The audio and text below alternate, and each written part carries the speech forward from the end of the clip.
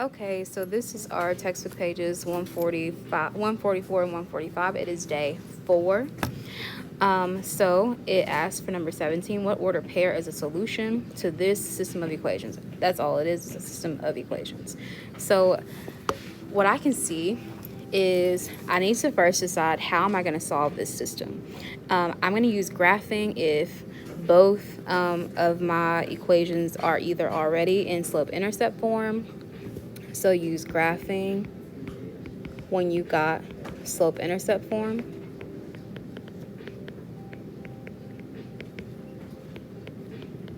And I can see one of them is that way, so that's okay. I can probably get the other one there easily. The second thing that I would do, or that I have an option to do, is substitution. I would use substitution if one of my equations is already solved for one of my variables. One or both equations is solved for a variable. And I can clearly see that this one is one of those times. So I'm definitely going to be using substitution here. But the other one that I wanted you guys to be aware of that is appropriate to use is elimination. It's going to be appropriate to eliminate when you have a set of opposites or a pair of opposite variable terms. That's when it's going to be appropriate, or it's super easy for you to create a pair, okay? A pair of variable terms is there. A pair of opposite variable terms, I'm sorry. All right, so this time I'm going to be using substitution. So I see that y is equal to x plus 5. So where I see my y, I'm going to put x plus 5 in there in parentheses so I know that it's a whole expression, not just one thing will be affected. So I'll rewrite, we have x minus 5y equals -9, and we know that y equals x plus 5. So I've got x minus 5 times x plus 5 equals -9. I'm going to go ahead and distribute that -5 because that minus goes with that 5. And I'm going to rewrite everything else I'm not touching. So -5 times x is -5x. -5 times +5 is -25. And then I'm just going to go ahead and start simplifying and solving my equation. So I've got x minus 5x, which is -4x, minus 25 equals -9. Then I'm going to add 25 to both sides. So I find the -4x equals 16. So my x must be equal to -4. All right, great. So now all I need to do is find my y. So if x is -4, I'm going to use that original equation where they already solved for y to solve for my y. So my y is going to equal -4, which was my x, plus 5. Well, -4 plus 5 is +1.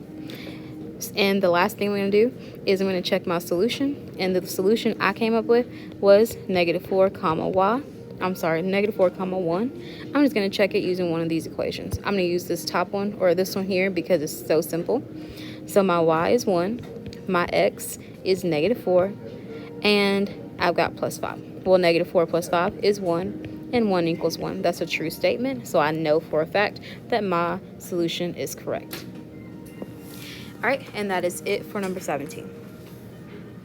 Number 18. Graph the equations and what is your estimate of the solution of the system of equations. So they only asked for the estimate. They did not ask for the exact answer. All right, so what I'm going to do is we're going to go ahead and graph this. And you know for a fact we're going to be graphing even if they didn't tell us because we have both equations are written in slope-intercept form. All right, so let's go ahead and do the first one. So this first one, I'll go ahead and graph it in purple.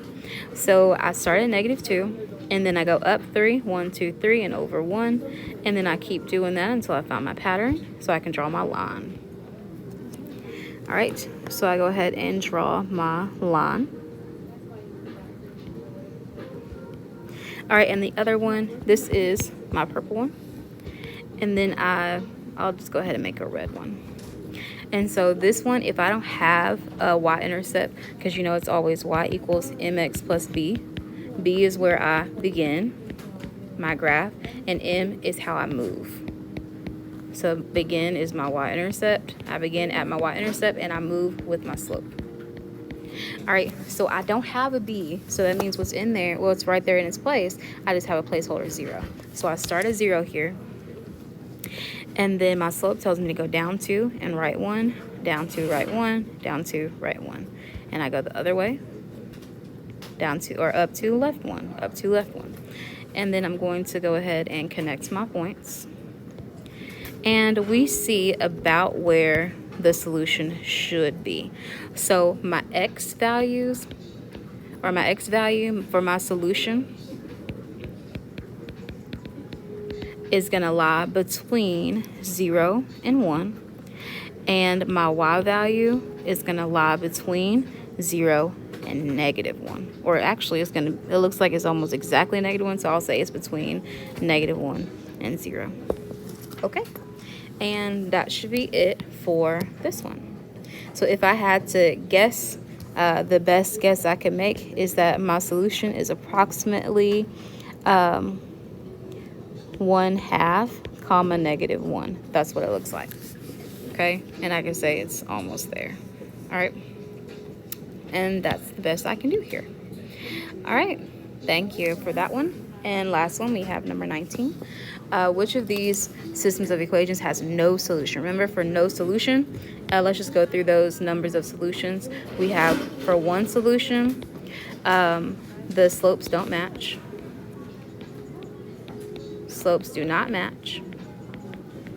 For no solution, the slopes match, but the constants don't, or the y-intercepts don't. And then finally, for infinitely many, everything matches. Everything matches once simplified. Okay, so all we need to do is figure out, pretty much if you notice, the slope is going to be the biggest thing. So for no solution, we need where we have the matching slopes, but the non-matching y-intercepts. So let's find the slope of all of these. Just identify it real quick. So for this top one, this slope is 1/4. The bottom, the slope is 4. Definitely not our answer. This next one, our slope is 2/3, and the other slope is 2. Still not it. For C, we've got matching slopes. So yes, both the slopes are 4. And for the y-intercepts, this one is a placeholder 0, and the other one is a -5. Great. Matching slopes, non-matching y-intercepts, so C is our answer. All right, Sheila chose D is the correct answer. How did she get that? Well, if I go ahead and put both in my y-intercept form, then I'll have, for this top one, y equals -x plus 3. And then for the bottom, I'll have y equals -x plus 3. So she probably thought that no solution meant, yeah, they have matching slopes, so she stopped. Okay, so she probably found the matching slopes, but they also have matching y-intercepts, which means that this would actually be infinitely many.